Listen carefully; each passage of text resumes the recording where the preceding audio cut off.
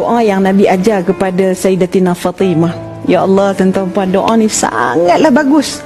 Balik ni tolong amal, catat.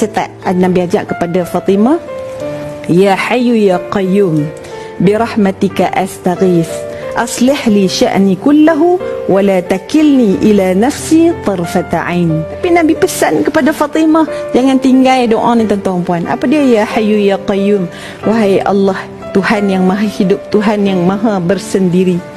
Apa lagi? Berdiri dengan sendiri. Birahmatika astaghith, dengan rahmatmu aku memohon pertolongan. Minta dengan Allah, rendahkan diri, ya Allah, aku minta pertolonganmu. Aslih li sya'ni kullah, perbaikilah untukku urusanku seluruhnya, ya Allah. Wala takilni, dan janganlah engkau serahkan diriku, ya Allah, ila nafsi tarfata ain, walau sekelip mata pun jangan, ya Allah, kau beri aku ni berharap dengan diriku sendiri.